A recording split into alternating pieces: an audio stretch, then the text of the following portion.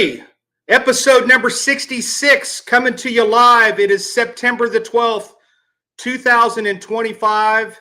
Coming to you live from Tulsa, Oklahoma. And man, I don't know about you, but it's been a rough week. And everything that has transpired with Charlie Kirk and just all of that stuff, it's just a horrific. Yeah, my heart is heavy as well, Phyllis.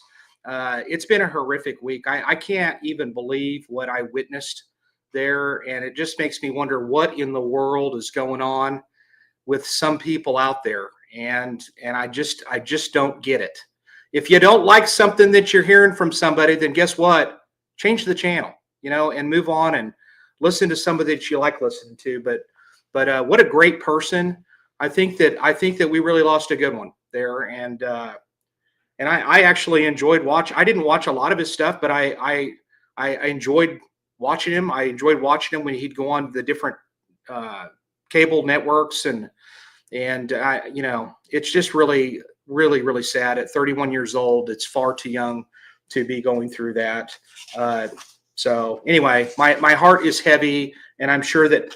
Well, I would assume that everybody that's watching this show, your hearts are heavy too, because if they're not, and if you're one of those people out there that kind of celebrate it, then move along, because we don't want you here.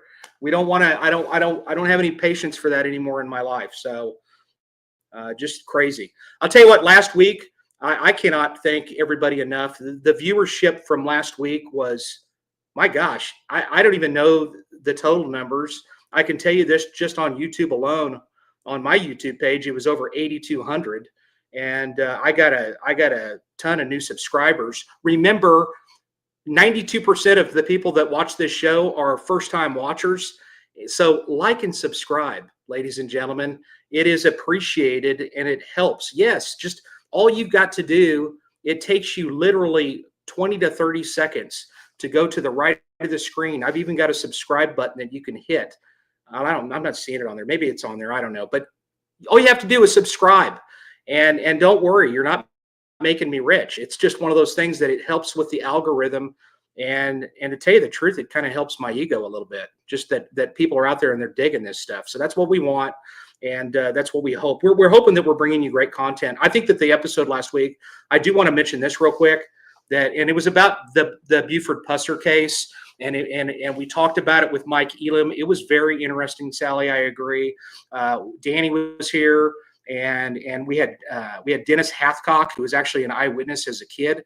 And the messages overwhelmingly were positive about the Tennessee Bureau of Investigation and their investigation and the conclusion that they came to. Of course, there's some shock.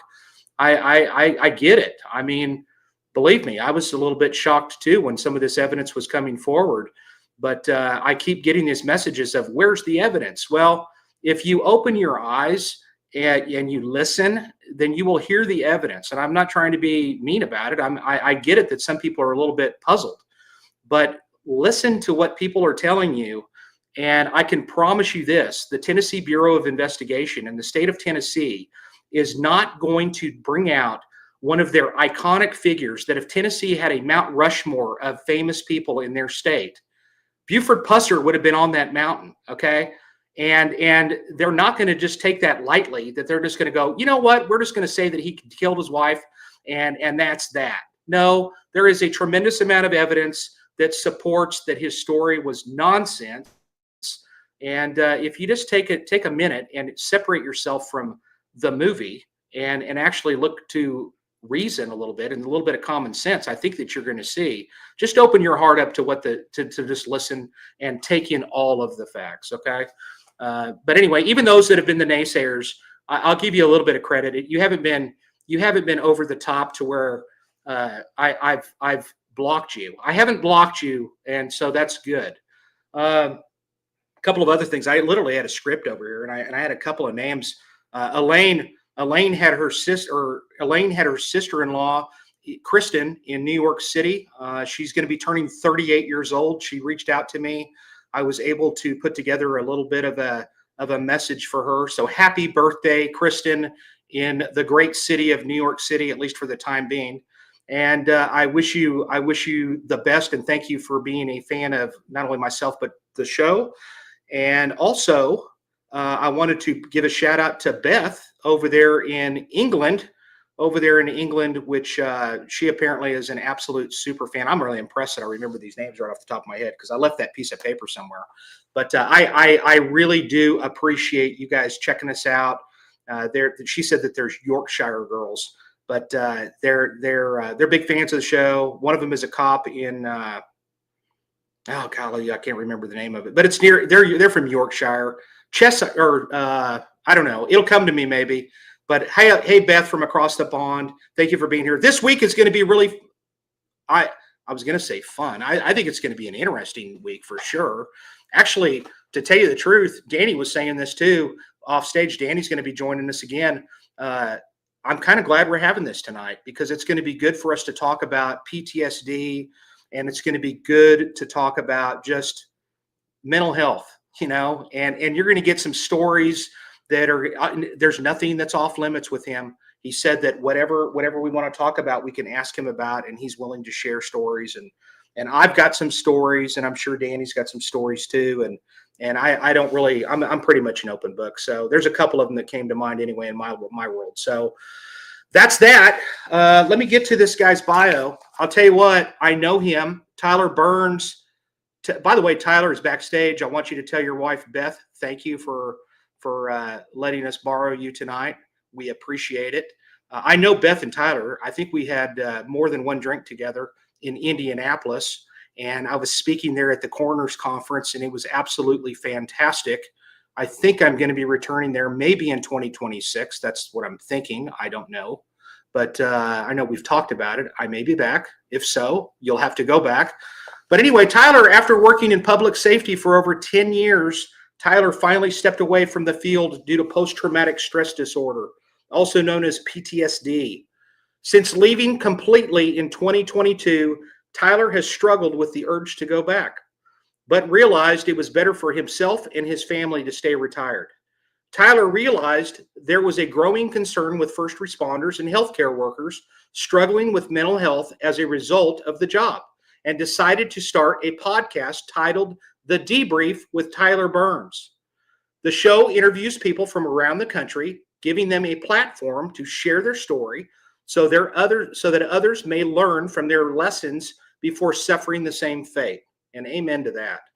Realizing that there is still more that needs to be done, Tyler started a nonprofit organization called Project 86, which we're going to dive into that because that's really important and it's something that Tyler wants to get into. And I think that's a big deal.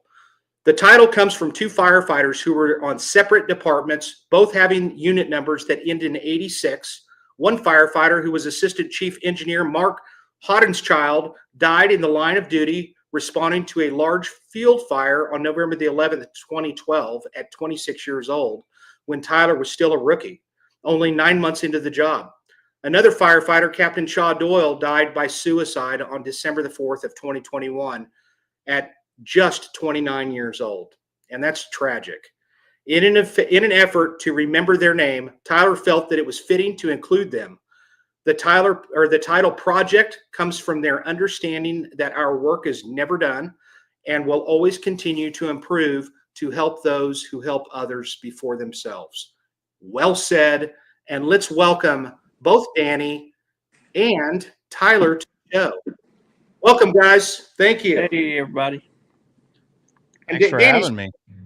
Oh, I love it. Danny's kind of acting as a co-host, but he got stories too. We just needed another pretty face. That's what it was.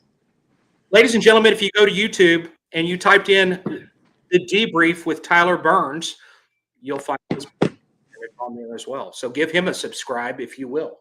And so anyway, tell us a little bit, Tyler, about how tell us your journey about even getting involved in the criminal justice system to begin with, or the first responder, really.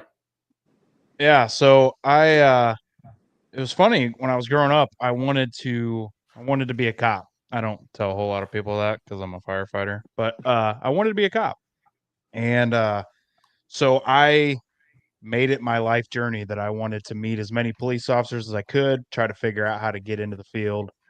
Went and did security for a trauma hospital locally for a little while, and ended up leaving there to go work at a prison as a corrections officer.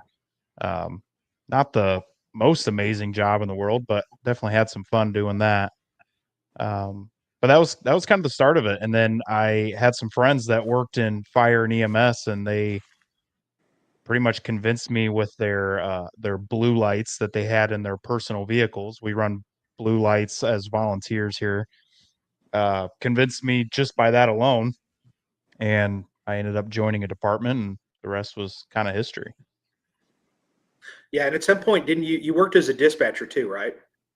You did. So I left the prison um, with probably about $7 to my name because I was only making $12 an hour doing that job, and I had to move back home. That was down in Newcastle, Indiana, just outside of Indianapolis.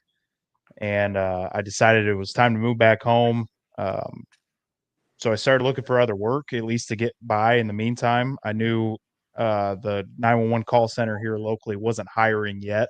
So actually did work as a landscaper and for a little while. Um, but yeah, then I became a 911 dispatcher, and I did that for a few years, answering 911 calls, dispatching police. I did a little bit of dispatch on the fire side as well for a little bit. And then you ultimately went to the fire service, or was it EMS next? Yeah, so I started as a volunteer firefighter with a department, and I was doing that on top of being the 911 dispatcher. And it, I, I'm gonna say I loved the job as a 911 dispatcher, but it's it's an incredibly difficult job, and I feel like they do not get near enough praise as what they deserve. No. One of the difficulties that I had was I am on the other end of a phone line several miles away from whoever is calling for help, and I'm just sitting there just like they are, hoping that police or fire get there as fast as they can, Mhm. and I can't do anything. I can't make that vehicle go any faster. I can't crawl through the phone to try to help them. I can't do anything. I'm just pretty much helpless other than typing in the notes as they come through. So that's why I ultimately decided to go into EMS full time. Yeah, and I'll tell you something else about being a dispatcher that I think is a little bit stressful is the part that you don't really know what happened. You know, you're kind of you don't know what their resolution was. Oftentimes, you might hear somebody went to jail, but you don't know the full story unless you were to call the cop. And I know that in my years out on the streets, rarely did I ever get a phone call from a dispatcher. You know, every now and then they would reach out and have me call them because they just couldn't help it. They wanted to know. But and I think that's you're detached a little bit, and I think that is a different kind of stress, really. And you lived Yeah, it.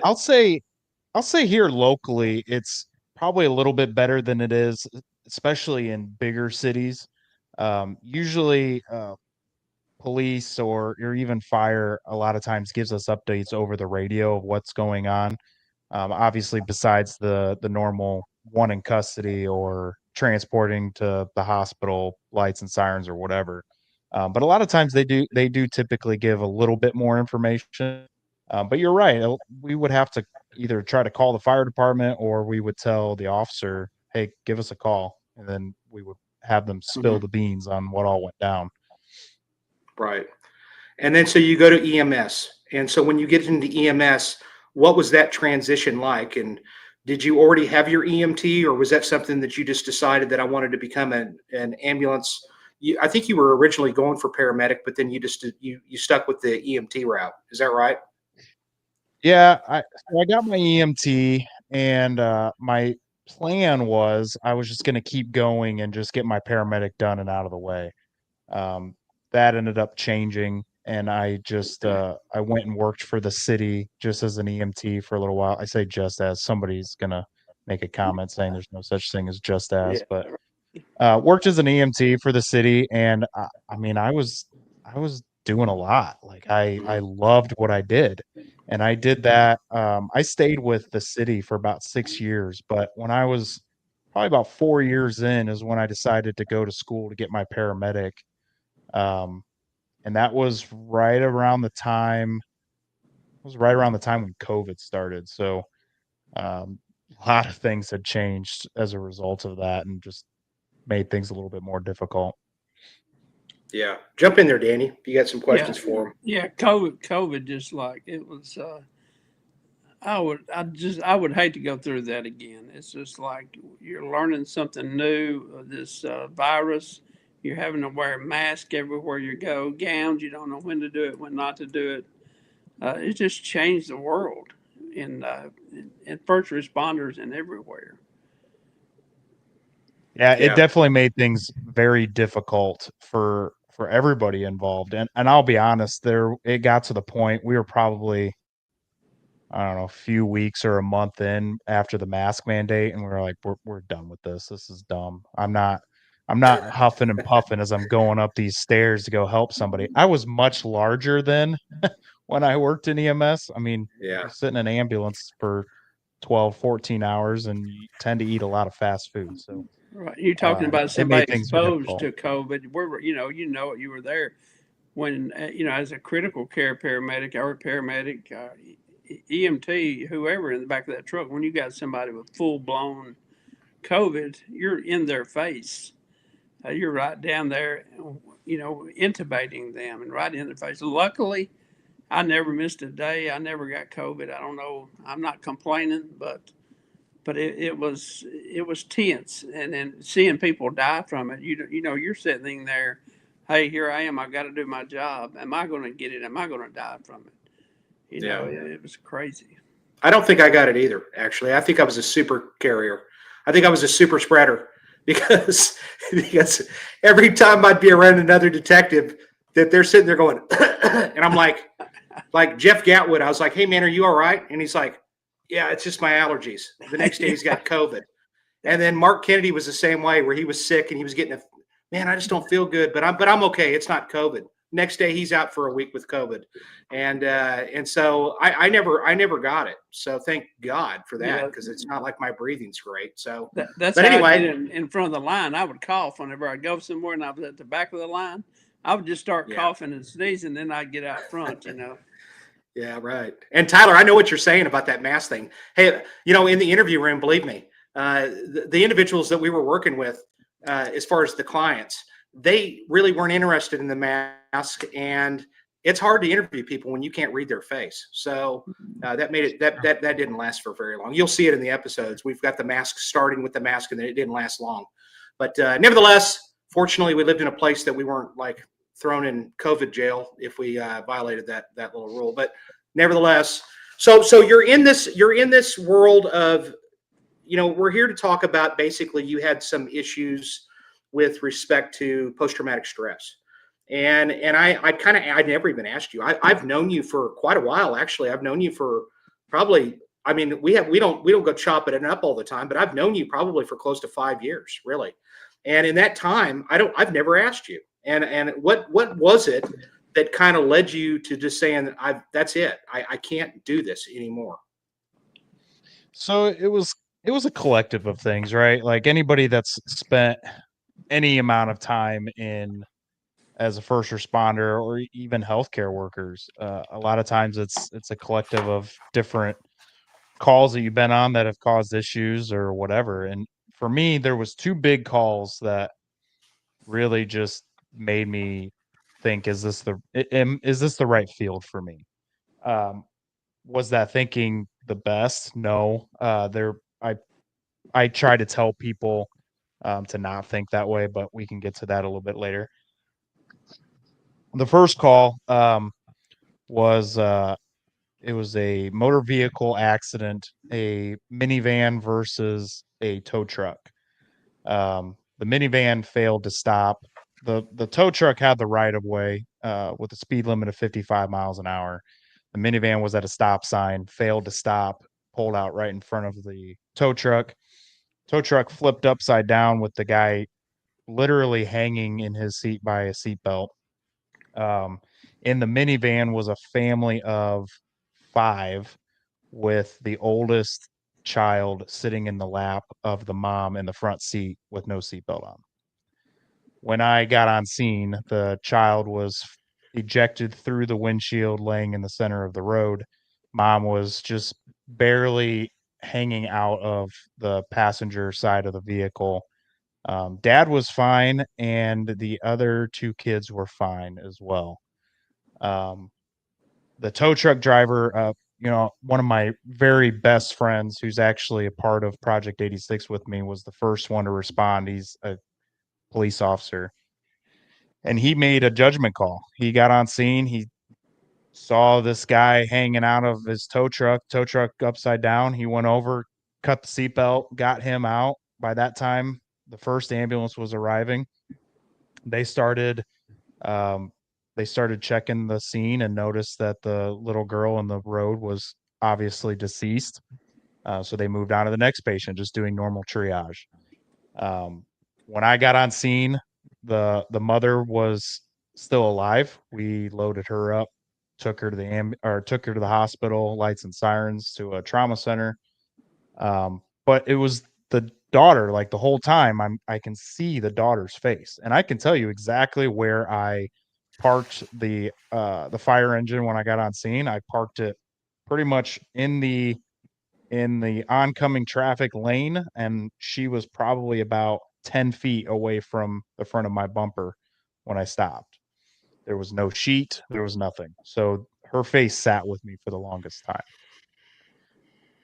The other run that really did it for me, in fact, it was my very last call as an EMT with the city, was 5 individuals were running from the police after assaulting a female. It was actually one of the guys in the vehicle, was his girlfriend. They assaulted her. They were running from them, doing probably about 110 miles an hour. Didn't realize that the intersection they were coming up to had a pretty large crown in the center of the road. Ended up going airborne headfirst into a tree. 3 of the passengers in that vehicle were embedded into the tree. One was found laying on the sidewalk, and the other one had gone probably about 25 to 50 yards forward, headfirst into a house. You could not tell what kind of vehicle it was anymore. Part of the motor had actually gone flying with that individual, and it hit a gas line on the house and was causing the gas to blow and hiss. This is probably about 2 o'clock in the morning. Um, Needless to say, everybody that was in that vehicle died as a result. But we were able to not only get all of the people that lived on that street out of their houses safely, obviously get the gas shut off and everything like that. But that one sat with me for quite a while as well. Yeah. Traffic fatality accidents to me were some of the worst, just because it could be anybody, and it's somebody going home from work at the middle of the night, and they may get hit by a drunk driver or just a freak accident, really. So those were always the ones that bothered me the most, I would say. And so the thing with your job is that as EMS, you're still going to you still are there, and you're still going to stay at work. They don't have like another crew at the ready to take over for you. Is that right? Yeah, that was one of the big deals. We were kind of going through a rough time with our EMS agency at the time. A lot of people were not happy with the pay. They weren't happy. There was a lot of different things just to avoid that, but a lot of people were very unhappy, so they were leaving in droves, which made our staffing very poor. And it got to the point where our staffing was low and our call volume just continued to increase. It was not uncommon for me to do about 14 to 16 calls in a 12-hour period. To put that into perspective, even in the city, you can roughly estimate that you're going to be with a patient for about an hour from the time that you get on scene until you give report to the nurse at the hospital. So doing 16 of those in 12 hours seems impossible, but we managed to do it quite often. Mm-hmm. Mm-hmm. Then you got to write reports on all of them. Some of them would be like refusals. Some of Yeah. them would be like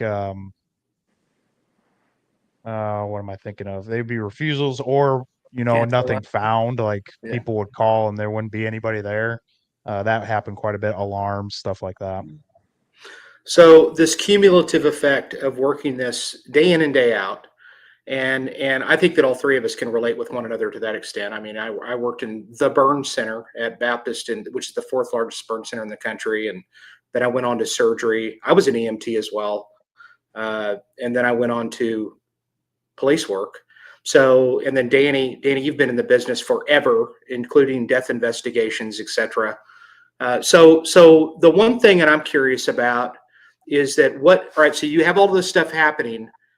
What was it that you were experiencing specifically that you were just like, something's not right, and maybe this isn't for me? Because I would think that's a tough decision to make, because at this point, your job and what people don't get, I think that it's pretty much commonplace with first responders. This becomes our identity, really. And in some ways, we become a little bit addicted to the sirens and the excitement and the life and death situations. Even though in my field it's about 99% boredom and 1% sheer terror, you're going out on hot calls all the time. Both of you guys are. So my question to you is that had to have been an incredibly difficult decision for you. Were you experiencing dreams? Were you just having moments where you were, I don't know, what were you experiencing personally?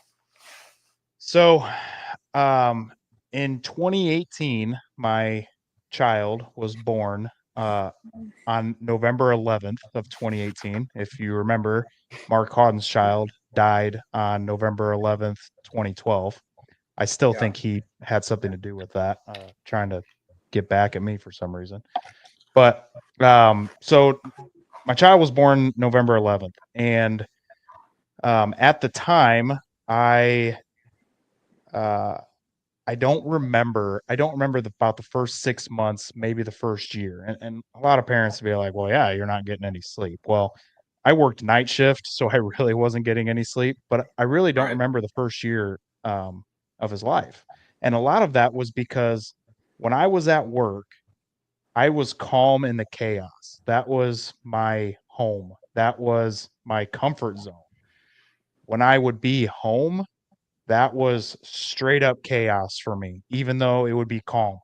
The little bit of noise from the TV or traffic going down the road or whatever would just drive me insane.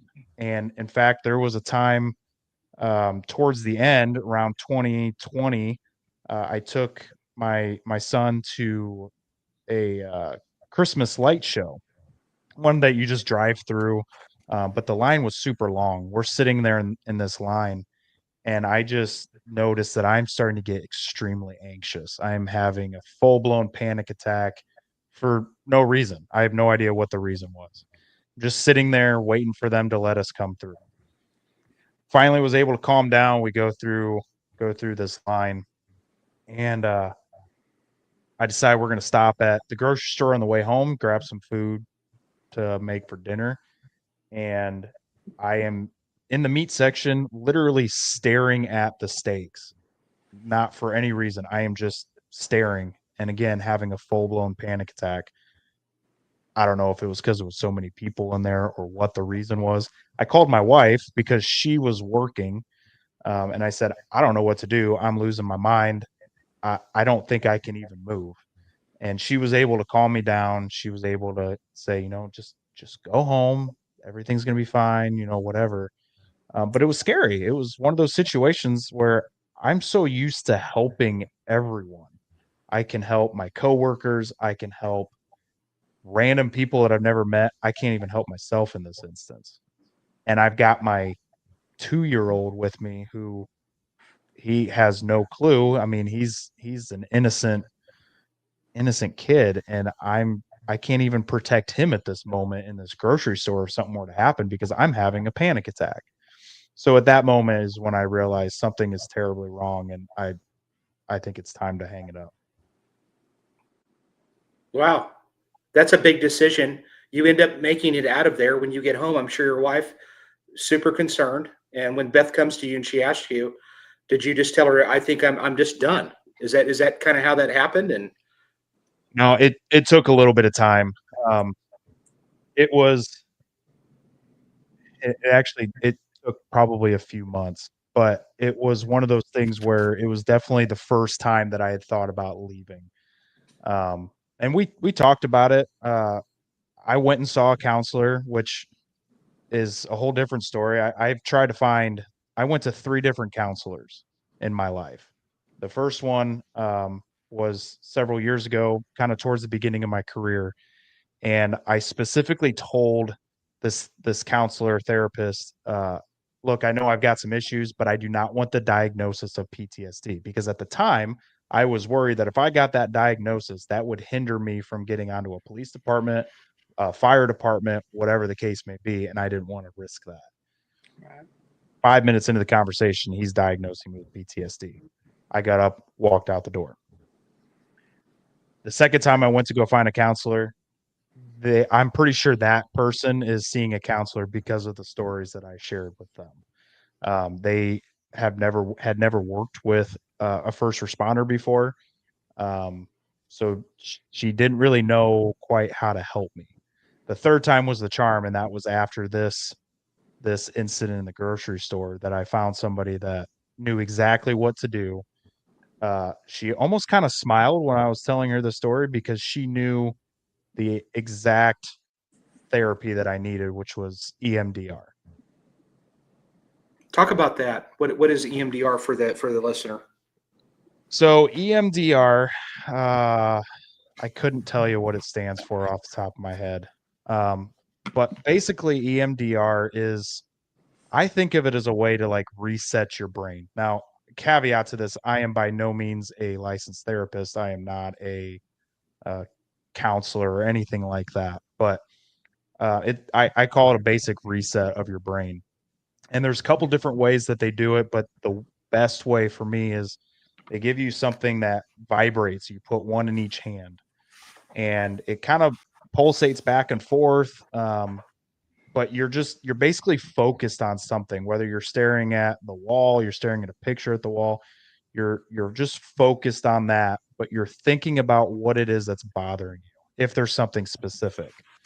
And while you're thinking of that, your brain basically is trying to pull it out of this box. I always tell everybody we all have a box in our brain. We store the bad stuff in there that we want nothing to do with. Eventually that box starts to get full, so we start putting chains on top of it and bricks and stuff to keep it closed. So this is to help bring that out so that you can deal with it. It works differently, as from what I'm finding out. It works on people differently each time. So for me, what it did, uh, I would focus on that little girl that was in the middle of the street. And when I first started, I was looking at it first person. I could see her in first person. Yes, eye movement, desensitization, and reprocessing. Thank you. So I could see her in first person. And then we take a break. I go do it again. And it was almost like I was starting to step away. After several sessions, it got to the point where now I am looking at the whole scene.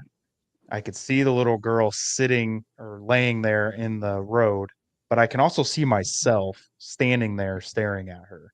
And more sessions, I just keep getting farther and farther away, almost like my brain telling me, put this in the past, it's done, move on from it. And I'll tell you, it worked. I don't know how it works. I don't know the science behind it, but it absolutely worked. Danny, have you ever done it? I have not. I was, I don't know if you brought it up, I was on Tyler's show as well. And we talked about this. Your show that day went quite a long time, if I remember. But I, in 36 years as being in EMS, I've seen a lot of friends in EMS, fire, and police that go through just what Tyler's going through or went through. Sometimes it gets to me because I know I brought this up, Tyler, with you, is that I worry sometimes that things certain things don't bother me like it does someone else. And then I think, well, is something wrong with me because it's not bothering me? And it might sound crazy, but and I have been to therapies before just because, hey, I just want to be sure I'm okay of not of these things that I see are just like most people see it, just couldn't handle it. You know what both of you know what I'm talking about. But I haven't been through that, but I would like to research that. We have a peer support team at where I work, and I would like to share that with them to kind of learn more about it. So Well, I'll tell you. Go ahead. sorry. So No. it's kind of accessible. It's one of those things that across the country there is a shortage of there's a shortage of therapists, licensed therapists, but there's specifically a shortage of ones that are able to help first responders or that have experience helping first responders. Everything's got a certification these days. I mean, you pretty much need a certification to buy ice cream at the grocery store anymore. But in order to do EMDR, they have to go through a training and receive the certification to be able to do it and have experience with PTSD and that sort of thing. So there should be, for the most part, at least, I would think, at least a handful in every state that is certified to be able to do something like that. Right. I remember one call. If I promise I won't. I know this is your show, Tyler, but it remembered me. It reminded me of a call that I went on that wasn't at work, and it had nothing to do with the EMS, but it was on the law side. Um, I was my wife and I were coming home from watching a movie, and on the back road, I'll make it short, and I come up on a police officer who had a guy pulled over. He was by himself. This was I mean, we're back in the country, and I pulled up at the top of the hill. I told my wife, I said, this doesn't feel right. I'm going to sit here a minute and see what happens because he's by himself. And she said, okay. And then they got a little close to each other. And I thought, okay. Without even thinking, I backed down to where they were. And I told my wife, I said, whatever you see, do not get out of this truck. Why I said it, I don't know. I got out. I went up to the officer and I said, officer, I'm a paramedic. Do you need help? And he said, yes. When he said yes, the guy jumped him, grabbed his gun, and pulled it out. I jumped that guy and held on to him with all my eyes, like riding a bull for 8 seconds, and just held on to him. My shoes came off, and he was screaming in my ear. He was almost biting my ear, kill me, kill me, kill me. And by that time, it seemed like forever, but here comes backup from both directions, and they got him and they took him to jail. But I come home and I came here to my neighbor's house. He's a police officer that I've worked with for my whole career. We were on SWAT together, and I had to sit down and talk to him. We talked about it, and I've been on a lot of EMS calls, many, thousands. And this incident kind of stuck with me for a while. It was off kind of from what I normally do, I guess. Seeing that gun come out of that holster, that's what I kept seeing. Yeah. Well, I'll tell you what. I'll mention a quick story just so I can throw one out there, a little war story. But I was a cop for like 15 minutes. I mean, I knew nothing. I'm out on the streets. My car was broke down for some reason, so I ended up riding with another cop that night, and that was unusual because we always rode alone. I mean, we just rode in our own units. And this one particular night, it happened to be Valentine's Day of 2000. And there was a guy riding his bicycle in the intersection up in deep North Tulsa. And so the other cop that he was driving, it was his police car. And he goes, hey, what do you think? And I'm like, absolutely. Meaning, because he was violating the dreaded law of not having a headlight on his bike, big. But, remember, we're two cops that between the both of us, we're not even a moron. All right. You know what I mean? We know nothing about what we're out here doing. We're both rookies, And so we go up to stop this guy. And as we go up to stop him, he basically he's pedaling. And so I get on the radio and I tell him, hey, we're trying to stop this guy on a bike and he's not stopping. And they went advice for traffic. And I was like, no, we'll be all right. I've got a partner with me, but he's still not stopping. And here he is, he's pedaling. So I'm yelling at this guy going, hey dude, stop the bike. And so I come up with this great idea. And I told the guy, his name is Dean Montgomery. I'll throw his name out there and give him a little credit. I told Dean, I said, hey man, here's the idea. I want you to let me out of the car. You're going to speed up in front of him and you're going to cut him off and he'll run into the back of your police car and then I'll grab him. All right. And so we did all of that and everything worked to plan, just perfect. But when he runs into the back of the car, I grab onto him. And as I grab onto him, I remember this guy feels like he just got out of prison. And it's also February 14th. And he's got one of those huge down jackets on. And that's when Dean yells to me, he goes, gun. And what had happened is that this guy had taken a gun out of his waistband and he stuck it in my stomach. Oh, wow. And so he's got the gun literally in my stomach. And that's when Dean's like, he can't shoot because he's afraid if he shoots, it's going to hit me. And I don't see the gun. I never saw the gun. I didn't see it at that moment. And then so what happened was, and we were stupid. I mean, what we should have done is we should have pushed him away and got distance, but you're being a young cop and you don't really know, you kind of get panicked a little bit and you don't want to let go of your prize. I mean, this is my guy. I'm arresting this guy, and what happened is Dean ended up hitting the gun with his hand, and the gun, I remember hearing it go click, click, clink, clink, clink on the middle of the road. And so the gun is literally on the two yellow stripes on the road. And there was cars going past us. We were on the ground fighting with this guy. And there's cars going past us, going 40 miles an hour. I could remember my pants legs blowing in the wind from the cars going past us. And we were fighting with this guy for 7 minutes. And so after that, this is kind of the moral to the story. After that, we get him downtown and he's making some comments that he wished he'd shot me and all this other stuff. And my boss came to us and he goes, hey, listen, you guys go home. And I was like, what? Go home? I mean, we just started the shift, man. I mean, we're ready to go get another one. And he goes, nope, you guys are done for the night. Go home. And I was like, did we do something wrong? And he goes, nope, you just need to go home. And I went home to my place, to my house. And I had a little baby at home too. They were all asleep. I came home late. And when I got there, I remember sitting on the couch and I was just like, oh my gosh, I almost died tonight. I could have died like that.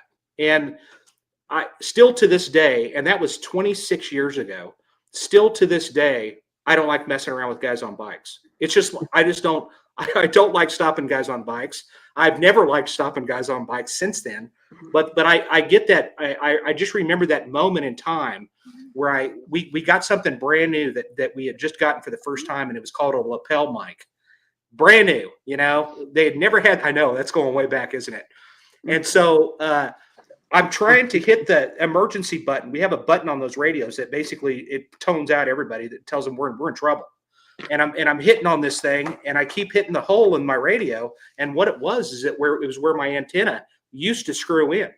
And so I just kept hitting this spot and nothing was happening. And it's that tunnel vision that you get. And that's one of the things that we spend a lot of time training. The reason why my supervisor sent me home, by the way, is because we just witnessed something. We just experienced something that was horrific, and it is a traumatic situation. And he told us to go home. And I'm really thankful that, I know we're talking about some of these things that everybody's listening in on us and they're listening to these stories. And I want you to know this, it's much better now. It's not like it used to be. Okay. So, and we'll get to what's better about it. And I want you to explain that and stuff, Tyler. But we all have these kinds of stories. If we all have them, and even the cops that aren't really doing a whole lot, I'm sure that they've experienced them too, So anyway, that's just one of those stories that I wanted to at least throw out there. And I wanted to, at least for the point of saying it is getting better. Because back in the day, they would have never sent me home. They would expect me to go out and arrest two more, Yeah. And so, and then I might have went to a domestic, and then I'm having to reason with this and having to tell a kid to go clean his room and stuff like that, But go ahead, Tyler. You know what we call that emergency button on the radio, right? No. It's the dispatcher appreciation button Okay. I because have it not makes heard such that. a loud and obnoxious noise Yeah. inside the dispatch It center. does. It's insane. We It used to say does. the same thing. We would take the patient to the hospital. We would hand them the call light and we'd say, okay, now if you are getting great service from your nurse, make sure you hit this button as many times as you possibly can, Yeah, especially if we didn't like the nurse. exactly. I didn't. I never done that, Tyler. Well, that guy that Right. did that, he ended up getting murdered later on, and I have an alibi. So I didn't do it.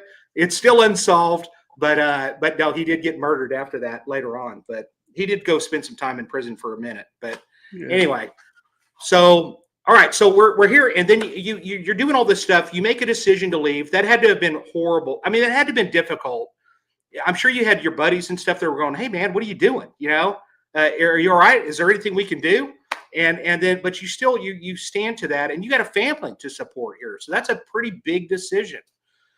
But you make it, and I think that I think that says a lot about you having the courage to make that decision for what's best for not only yourself but for your family. And at some point in time, and I don't know how long ago was it when you left? Are we talking So 2018? I left the city in 2021 Okay. and I left altogether, excuse me, from the county and everything in 2022. So I was officially done 100% 2022. All right. So you do that, and then at some point in time, you have this epiphany that you want to do something, and you come up with the idea of having a podcast. And throw that picture up, Amanda, so they can see that picture. I think it's pretty cool, actually.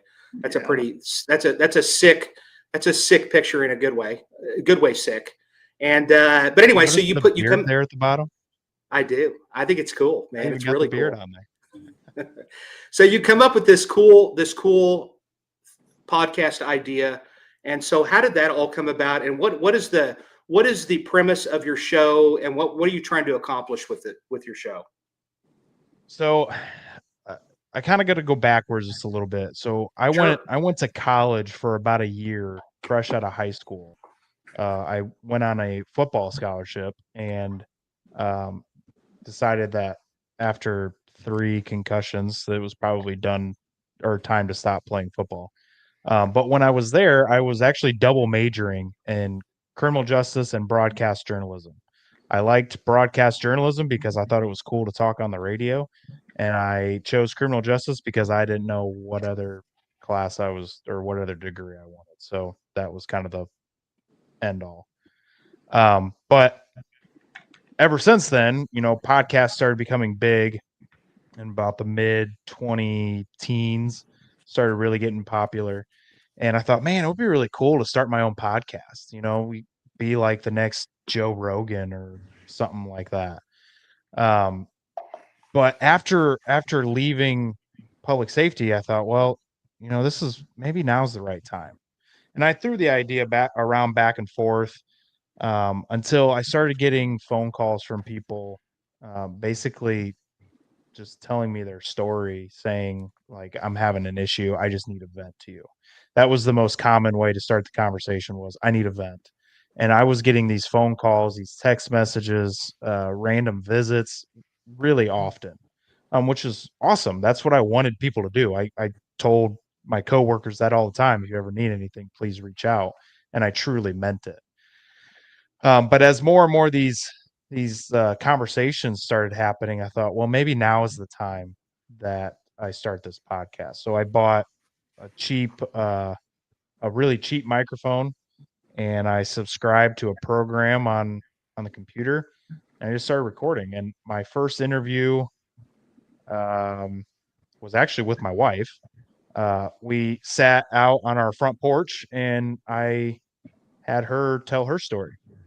And at one point, you can hear the coyotes in the background howling, which kind of gave it that little bit of thrill factor going on. But um, yeah, so I interviewed her, and then I started interviewing other people, and I thought, man, this is pretty awesome. Like, I'm giving people an opportunity to share their story so that hopefully somebody else hears it and realize, man, I'm not alone.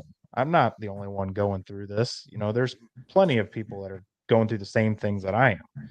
But then also letting them know, like, here's how you can handle it. Here are some ideas. Try this before giving it up. Because at the end of the day, while that decision for me to leave was the best decision for me and my family, if every single person that worked as a first responder made that decision, we'd have nobody. So the goal is to be able to help first responders that are struggling while also trying to keep as many of them as we can in the field. And that's pretty much where the debrief was going and how we were leading into Project 86. Yeah, and you've had your podcast. How many episodes have you had on your podcast? And are you getting a good response from that still? Yeah, I'm up to around, say I'm in the ballpark of about 50 right now. And yeah, I've got some subscribers on YouTube. I've got some subscribers on Spotify, Apple Podcasts. Um, and usually the consistency is pretty good as far as the amount of listeners and viewers. What's starting to happen with me now is I'm starting to get emails from somebody who is representing somebody else, and they'll email me and say, hey, I've got so and so here, or I represent so and so. This is their background, this is their story. I think they would be great to be on your show. And in Good. fact, I've had at least 3 people, one of which I have interviewed. He's a retired fire chief from Miami-Dade down in Florida. Awesome dude. But then there's a couple others that have recently reached out to me too, so I'm hoping to be able to talk to them soon. Great. Yeah, that's really great. So then this is also segued from there. And let's talk. I know that we described what Project 86. By the way, this is episode number 66. We're here with Tyler Burns. We're talking about PTSD, and we're talking about, he was a first responder. He was involved in the correction industry, dispatch, fire, all of this stuff. So he's got a pretty diverse background when it comes to that type of stuff. And yeah, Darren says it back, public service employees, really we are the ones that people should be idolizing as opposed to the actors and stuff like that. I think we should get a little bit more credit, you know what I mean? But nevertheless, so thank you for that, Darren. I agree. And that's my cousin looking out for me. But so you end up segueing into Project 86. What is Project 86? What is the whole purpose of this, and where are you going with it? So Project 86 is a nonprofit organization. We are extremely new, but in the process of growing. What we've started doing is we go to different academies, different classroom settings, different departments and agencies, and we're talking to people. We're telling them, giving them some more insight on mental health, specifically to first responders and healthcare workers. And we're giving them some ideas on how to fight through some of the stuff that they may be dealing with. We've talked to respiratory therapist programs. We've talked to paramedic programs. I've got some fire departments lined up that I'm going to talk to. We're just really encouraging people to think a different way when it comes to this stuff. One of the other things that we're starting to do, in fact, this is the first time I've announced it. We haven't quite opened it up yet, but we're going to start kind of like, the best way to describe it is a lot like AA, but it's going to be a meetup where people can come and they can just talk. They can share their story. They can talk about what's going on in their life, what's going on in their career. Zero judgment whatsoever. But the whole point is to encourage people to talk. I make it a point on my podcast quite often that you may not always necessarily need to go see a therapist. Sometimes you do, and I'm 100% on board with that. Sometimes all you have to do is just talk to somebody, talk to a trusted friend, talk to a trusted coworker, talk to somebody who understands what it is that you're going through. but at the end of the day, you need to talk to somebody. And if therapy is the best way for you, then by all means, that's the way to go. The other big thing that we want to do at Project 86 is we recognize that there are quite a few first responders across the country that need assistance as far as rehabilitation, whether that's from alcohol, drug abuse, tobacco abuse, whatever kind of addiction that they have. Somebody may feel like they need to go. And if you're not aware, rehab is a very expensive program to get into. If you're looking at about 30 days in rehab, you're looking at about $30,000 out of pocket unless your insurance is going to cover it, Wow. which opens up a whole nother issue of we don't get paid enough as first responders, so it's pretty difficult for somebody to be able to pay for that themselves. Yeah. If So you we think you want to were start depressed, if you think you were already depressed, wait till you get the bill. Yeah. You know? right, Wow. right. Golly, that's impressive. That's a Crazy. lot. I didn't realize that. So we Okay. want to start a scholarship program to be able to at least pay for half of that, because I'm a true believer in, while it's nice for somebody to pay for everything for me, you have to really want to make a change. And the best way to really show yourself that you want to make a change is still putting some money in towards it yourself. Obviously, it would be a case by case basis. If somebody really, really needs help, we're not going to leave them high and dry. We're going to help them out the best we can. That's a little bit down the road. Obviously, we're looking to receive donations and sponsorships and stuff like that, but that's our end goal, is we want to be able to help pay for stuff like that. What does 86 mean? What does that mean? So 86 came from two different firefighters. One was on my fire department. His name was Mark Haudenschild. Mark was our assistant chief engineer. I was only about 11 months. I had only been on the department for 11 months. He responded to a fire call and rolled his tanker truck that he was driving and was ejected from it and died in the line of duty. Mark, it was an incredible individual. I was a good friend with him for that short period of time. The other individual, his name was Sean Doyle. Sean and I actually go really far back. We actually went to grade school together. He was on a different department, and he had committed suicide as a result of many, many different things. But he was a he was a firefighter with a local fire department. He did a lot of stuff.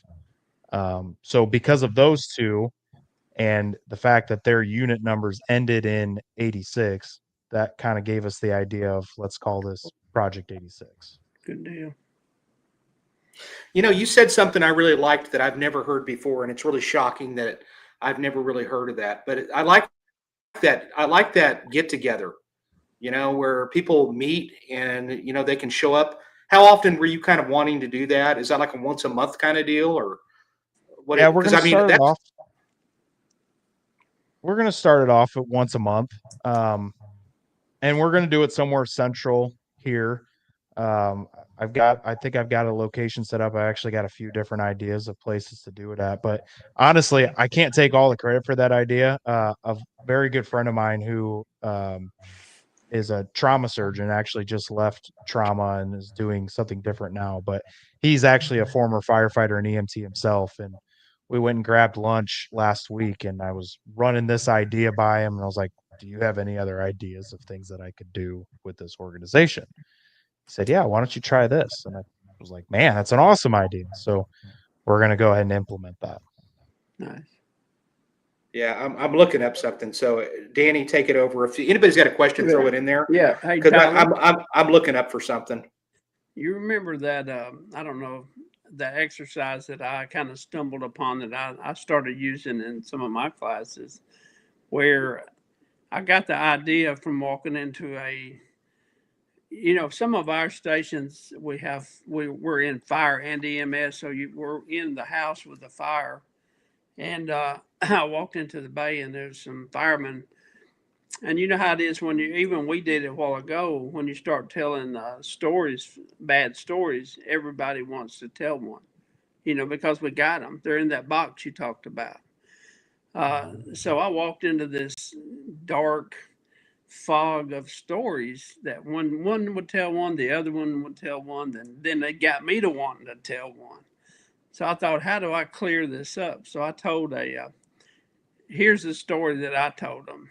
I told them about a call that I went on several years ago, way back when, and we got to the scene. And when you get to a scene where everybody's outside the house and wants you to go in, it's probably not going to be a good scene to look at. So we walk into the house and we find this body in the back who had, he had like, it was terrible. Had roaches coming out of orifices and whatever. He'd been dead for a while. And I asked my partner, we did this back then, to go out and get a body bag out of the ambulance. When he went outside, I kind of hid in the closet, one of those old curtain style closets that had the curtain as a door. I kind of snuck in behind there. When he come back in, you could hear the door open. And you can hear him walking across the wooden floor. And when he got to me, I jumped out on him and screamed real loud. And he threw the body bag up in the air and ran out of the house. The police didn't know what was going on. They drawed on him, and it's like he still reminds me about that today. And everybody in that room started laughing, and it was like that cloud of bad stories just went away. And I thought, what better way to for a therapy session is to have laughter. Laughter is definitely the best medicine. And I tried that in the class that I did at work. And what we would do was have a couple, 2 or 3 tell a bad story, sad story. Then this one guy, I got to tell him, his name is Che. As far as I get, he told this story that I had to steal it from him. He told me that he worked his call down by this river where they did kayaking, and he had this girl that sprained her ankle. And she got in the ambulance. She wasn't hurt that bad, but her friend wanted to go. And so she got up in there with them, and they headed off to the hospital. Well, the friend had to use the bathroom. And Tyler, I think you know what I mean when I say this, but they wanted the bedpan, and sometimes you just forget to check those things in the ambulance in the morning. You check all the important stuff off, like the cardiac monitor, but you forget to check if the bedpan's in there or not. But he couldn't find it, but he found a urinal. So he held it up to her and he said, "Hey, do you think you can hit this?" And she said, "Yeah, I can hit that."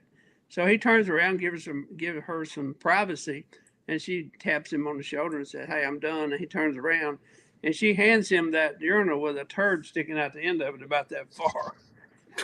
And he said, "I don't know. I didn't know what to do. I just stood there and looked at it." And when I tell you, the whole room busted out laughing when he said that. And that laughter just like changes everything. And so I use that. That's something that I do in a lot of my classes. Well, one of the things that Amanda asked behind the curtain, she was asking, she had said something. All right. So I got my answer. I was messaging one of my favorite people. She's a death investigator for Oklahoma City. I had her on episode 7, actually, Lexi Gage. The question, what I wanted to mention is there's a company called ERAP, ERAP. And basically, well, they go to Arizona and Oklahoma, but I thought I heard that they were going to Indiana too. I could be wrong, but they do free EMDR. Matter of fact, I know that they will send people to their location, and they do all of that for free. They'll do EMDR. There's Mighty Oaks is another organization that I'll make mention of, and also and a lot of these organizations like Mighty Oaks, that's real big in Tulsa. Actually, they're in California, Texas, and several other states. And I know in our police department, they'll actually give you vacation time to go and attend. It's like a weeks long deal, and they handle all of your travel to there, the accommodations, everything is taken care of. And they do things like that where they help in that respect. So those are all things that you should at least consider. You should consider those, Tyler, because those are the organizations that I know that are out there for people. And the EMDR, like I said, that ERAP, if you're for sure in Oklahoma, Arizona, there's Warriors Rest there in Oklahoma and Missouri. These are organizations that, ladies and gentlemen, if you're interested, you can message Tyler or you can message me, or you could message Danny, honestly, and we could probably figure out something or find out via these organizations who might be somebody for you down the line. You And see so this forth. shirt? You see this shirt, Jason? Can you see it? No. Oh, it's an eagle. Yeah. Oh, a flag and an eagle. Yeah. Who was that? Till Bahala Project. Okay. Do you know about that, Tyler? Do. Yeah, it's a project, kind of what Tyler's doing. It's to help military first responders with PTSD. It's something you see especially in military, but that's a project that's nationwide, or if not worldwide. Well, that's good to know. And I'll tell you something else I heard recently is that they're doing a lot of therapy that's hallucinogenic therapy with ketamine and I don't know if they're using peyote or I don't know, but I know ketamine is one of the things that they're using. Maybe LSD, where they're using it, and they're having a tremendous amount of success with war veterans. Yeah, And, I've heard and that. I know that with the police. There is a lot of science out there right now. The United States have not made it legal as far as using different hallucinogenics like the ones that actually work. There's a lot of veterans.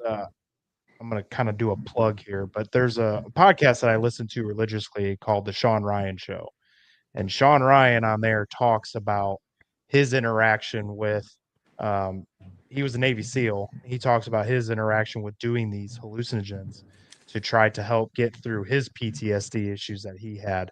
He had to go to Mexico to be able to get the treatment because it wasn't and still isn't legal in the United States. But it seems like they are finally starting to do some research now on like LSD and obviously ketamine, stuff like that to try to help. Yeah, and it's supposedly doing a lot of really good things. I would assume that for cops you're not allowed to do that, but it's probably right around the corner where you're going to be able to. I mean, heck, every drug out there is a misdemeanor now, at least in Oklahoma. So what I'm getting at is I think this is great for the police department in Tulsa. I'm just going to let people know, and if you don't have some kind of a, I don't know, critical incidents response team. I know a lot of the smaller departments don't have that. We've had it for a long time. I think there's only 7 of us that are still left on that team. I'm one of them.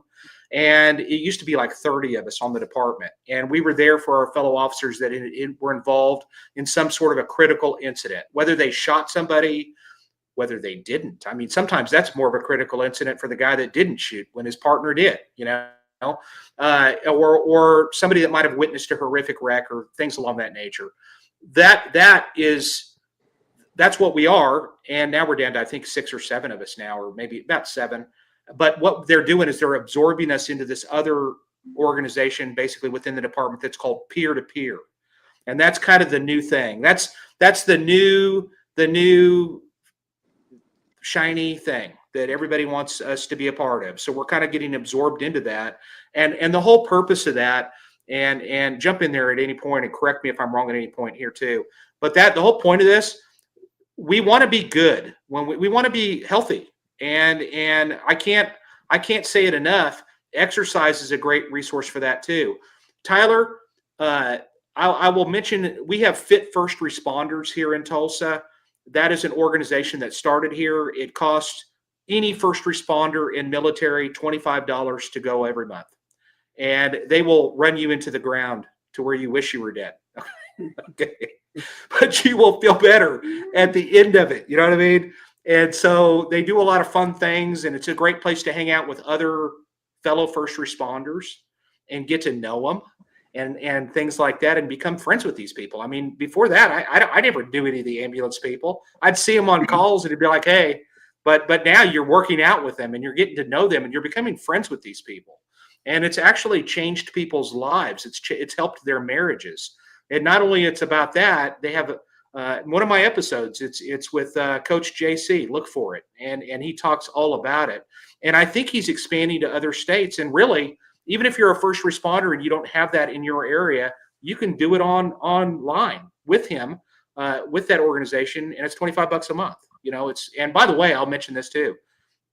Feel free to reach out to me in a message. But if you're a first responder and you reach out to him, he'll send you a book for free. The book is free. And it's a good book to start just kind of on your journey to being a better person.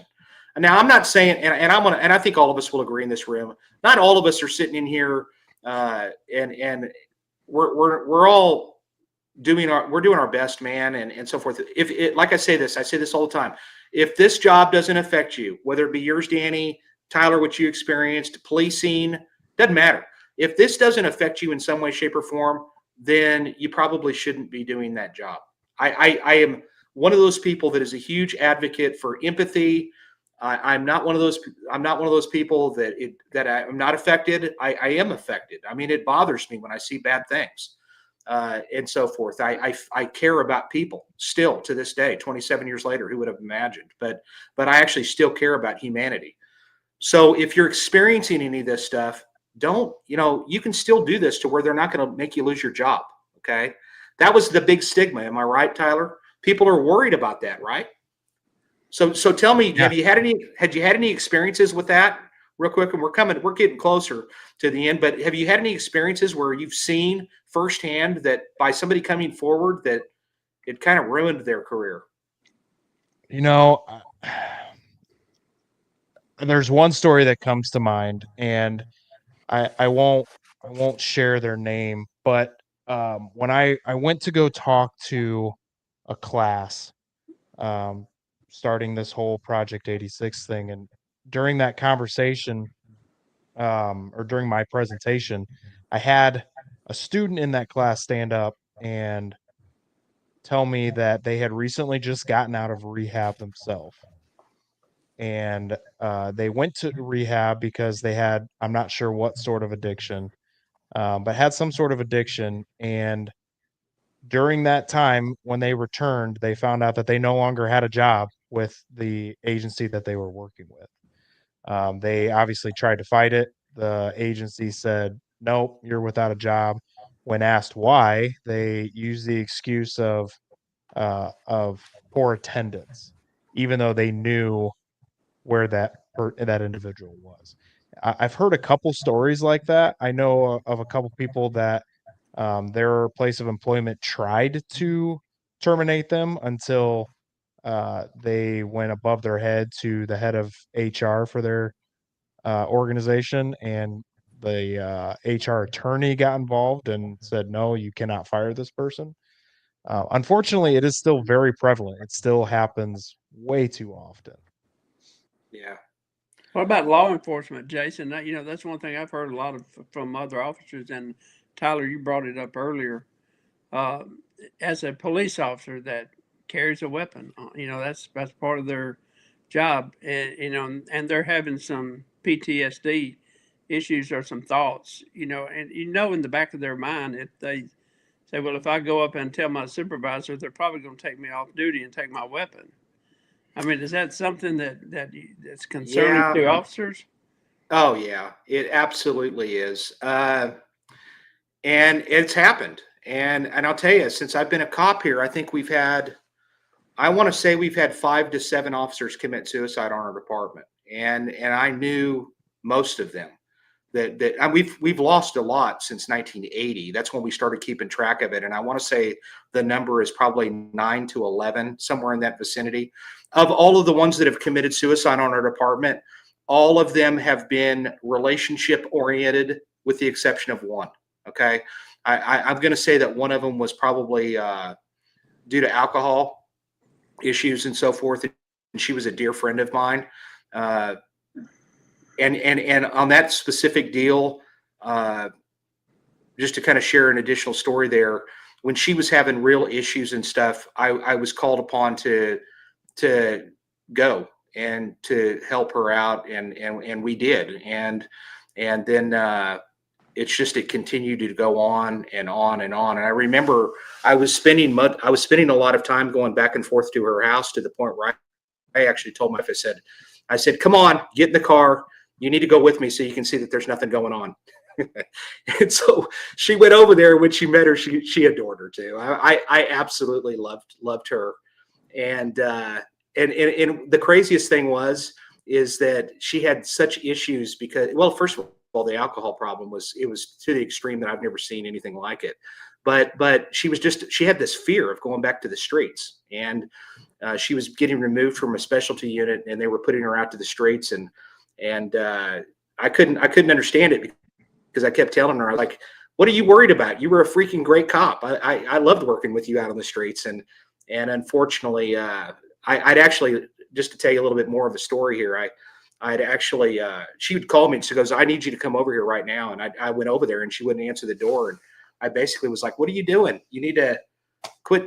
You just called me. You need me over here or whatever. And then she'd let me in. And it was just a back and forth thing. And unfortunately she ended up killing herself. And it was really devastating because she was a dear friend of mine. She was like a sister to me, and I absolutely loved her. And I think back on her case, and I think back on some of the other cases where we've lost other officers. A couple of the other ones I'd talked to within the week before they did it. And they were just kind of those types of people that, those special people where you worked that you always want to talk to them. Yeah. When you pass them in the hallway, they're always the guy that you're like, hey man, what's been going on? You just love them, and I know that, the suicide is horrible, but yeah, that's one of those things that you kind of worry about with officers, because once again, and that's why I mentioned it to you, Tyler, earlier, it is your identity. You wear a uniform. You're part of a team, and you guys are all experiencing a lot of the same things together.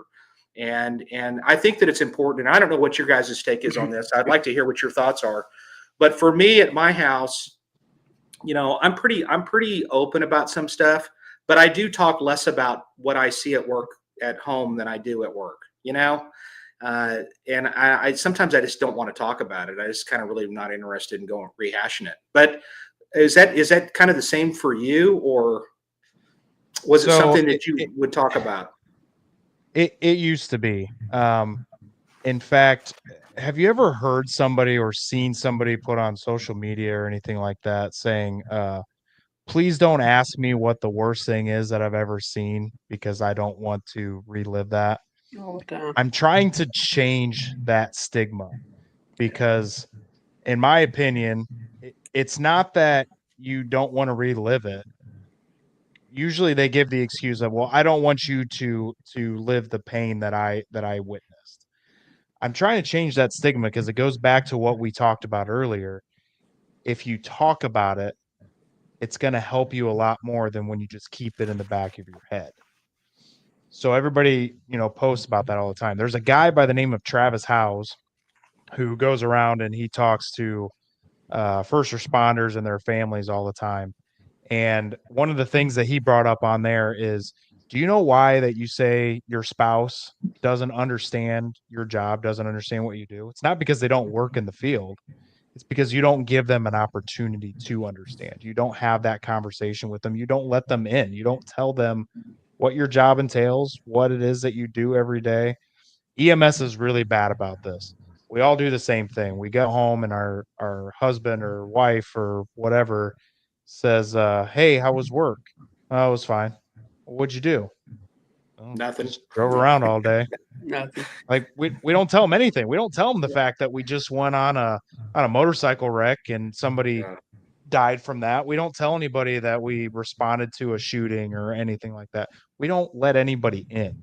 And I'm hoping that more people realize that when you at least talk to your significant other about what it is that you deal with, it's not just beneficial for them, it's beneficial for you. Yeah, good point. I've seen that, Tyler. I've seen that in my own experience for many, many years. It was like home was a different life. Work Flip the switch. was a switch. And when I went home, I switched it off, and we never talked about it. But over the past probably 5 years, the stigma you're talking about, I agree with you. I see that.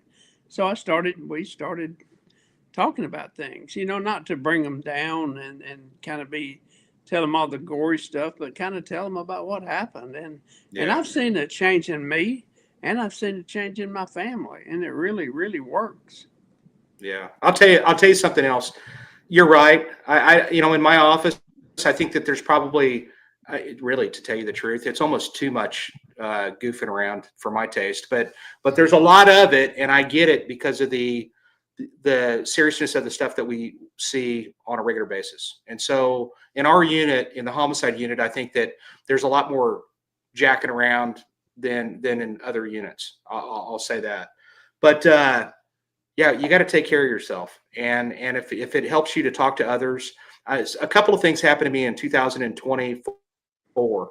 I went to 2 murders back to back. I got assigned to both of them, and in both of them, they were horrific. I mean, to where I was sick to my stomach. And that's saying something, really. And I remember as I was standing there, I thought to myself, I was like, oh my gosh, maybe I have reached the limit. Maybe I have seen more than I need to see at this point. Because remember, I've got 10 years of medical stuff before that. And so of a lot of death and destruction before the 27 years of law enforcement. So 37 years for me. And then I was like, oh my gosh, no, that's good. That's good. I'm still human. Right. I should be affected by this. This is horrific stuff, So Right. anyway, well, we got to be there for one another. And I don't think that there's near the stigma. The answer to your question, Danny, and I'll get to the point. I think that I don't think that there's near the stigma for cops these days to step up and talk about things and go to the counselor. And we offer free counseling on our department that's all confidential as well. So we've got a lot of really good things here. I think that's great. I think that's great, Tyler, that people are calling you. I have no doubt in my mind that the reason why they're calling you is that you had the courage to step up for yourself, and they're probably calling you because they know that you've been through it. And they know that you're going to have a little bit of a sense of understanding as to what they're bringing to you, and I think that's great that you're doing that. I really think what you're doing is great. It's admirable. You're probably doing a lot of this at your own expense and a lot of your own time, and with hopes that you're going to be able to make this into a successful venture. And I really hope that happens for you. Like I said, I will send you a lot of these different things that I have heard about. Ladies and gentlemen, if you know of anything that is specifically in the Indiana area or in the surrounding states of Indiana, I'm sure that would be a great resource you can't tell them enough. If there's other options out there, they'd love to hear it. I heard you say earlier that EMDR is, there's kind of a shortage, and maybe we can open the gates and then we'll get the people out there that are on board. Because usually that stuff should be free. I can't think that they would charge. I don't know. I've never had it. You liked it? Did you kind of like it? It's a good thing. Oh yeah. I'm not gonna lie. It was kind of weird at the beginning. I thought this is ridiculous. You're telling me these little objects in my hands are gonna make all of my problems just disappear. Mm-hmm. And I'm telling you, it really did. I was impressed with how well it worked. I still think it's voodoo, but it works. Yeah, and I'll tell you what else works. EMDR music on YouTube. It's free. Play it while you're sleeping. When you're going to sleep, EMDR music. Also, aromatherapy is very useful. And I think what you're talking about, Tyler, if I'm not mistaken, it's those little fidget toys that you can put in your hand. Is that what we're talking about? Like something with for this particular, it was the 2 vibrating objects in your hands when you're doing EMDR. But yes, the things like that work too. Yeah, absolutely. Ladies and gentlemen, I want to thank everybody for being here. You guys have anything else that you want to close with? Please throw it out there. I would really quick. I want to commend you, Tyler, for what you're doing. I think you and I have the same thoughts. One thing we know it's true, but we don't want to hear is that suicide is preventable. It absolutely is one thing that's preventable. And I myself have had several close friends. And today I attended a funeral with one was my relative who was a firefighter, and he took his own life today. So anything that I can do to help someone else get out of that dark black hole that they get into when they think that suicide is the only answer. If I can find a way to help get them out of that, I want to do it. And I commend you for what you're doing for that. Absolutely. I do too. And what is that, 988? Is that for firefighters, or what is that for? Everybody. 988 is the suicide crisis helpline. So anybody can call that number, and they'll be able to help you regardless of what field you're in, what your occupation is, you can call that number. All right. Is there one specific to that of first responders, where a first responder is actually answering the phone call? There's an organization, and now it's slipping my mind the name of the organization, but they actually, Remedy Live. There's an organization called Remedy, REMEDY Live.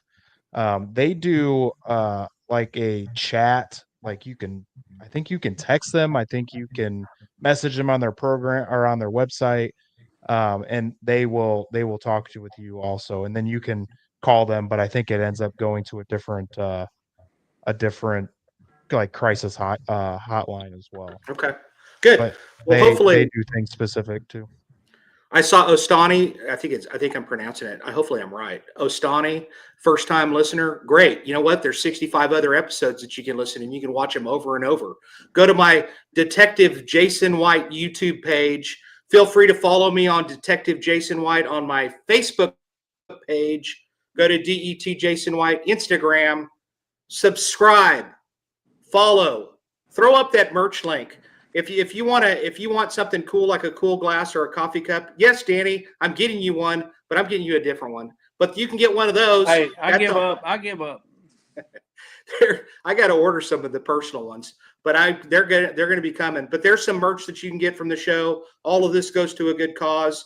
Somebody actually, I'm kind of new at this money thing, but somebody had actually, I saw on my account, I was like, oh my gosh, I've got $1.70 in my YouTube page. It must be really, it's raking it in now. And no, actually it was somebody donated me $1.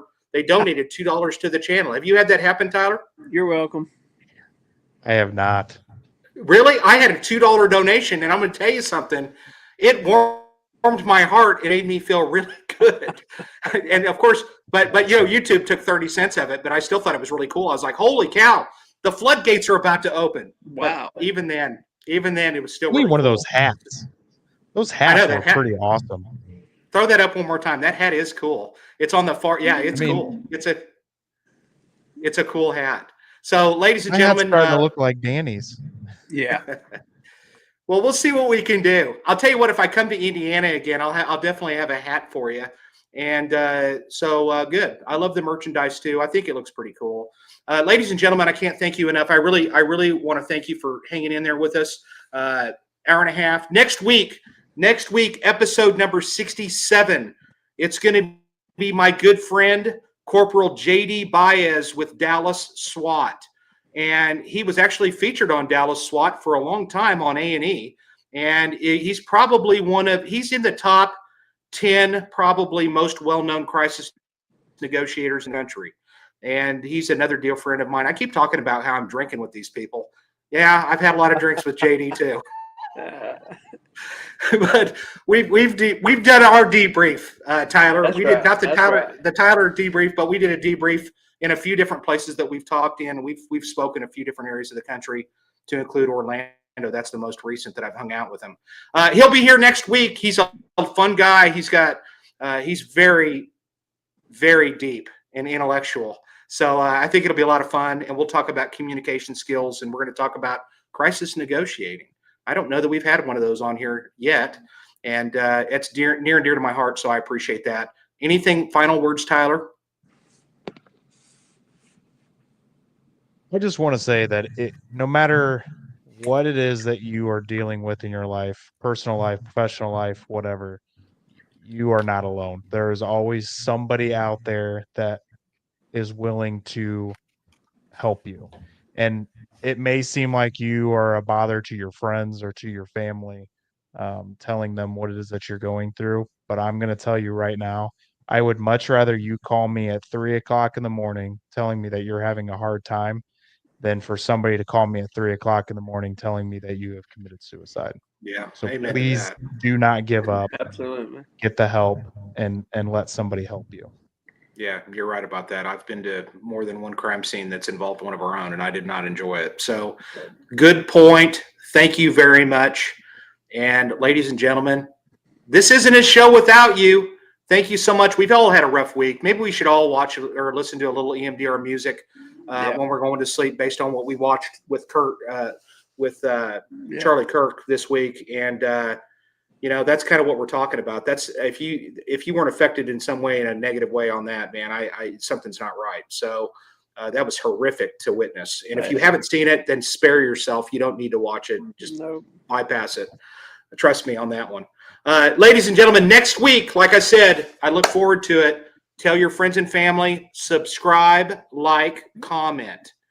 And please, it means a lot to me, and it means a lot to the people that I have on here as guests. And like I said, it makes it worthwhile for everybody. I can't think of anything else. I think it was an epic show. I loved it, Tyler. Thank you so much. Go to his Facebook page, which is Project 86. You can go straight to that page. You can leave comments on there. Check out his podcast. He's been doing some monologues here lately, I've noticed. I listened to a few of them going to work. And he's got some good content on there, and it's good. It's getting the word out there. And it never hurts to listen to stuff like this, just to be more educated, and knowledge is power. So I will leave it at that. Thank you all very much to the band that plays that music on my podcast at the very beginning. You're going to get removed right after. Right after I post this thing, we're removing that song because you're trying to monetize me. And I'm going to have to get another song. So you're going to hear different music that's going to be coming up. And it's not that I'm having a midlife crisis. It's that they found out how successful this is, and they want a piece of it, and they're not getting a piece of it. So we're going to fire them and get a different song. So I don't know what it's going to be. But anyway, and Amanda's going, what? Yeah, well, I'll tell you later. So that's it. Take us out, Amanda.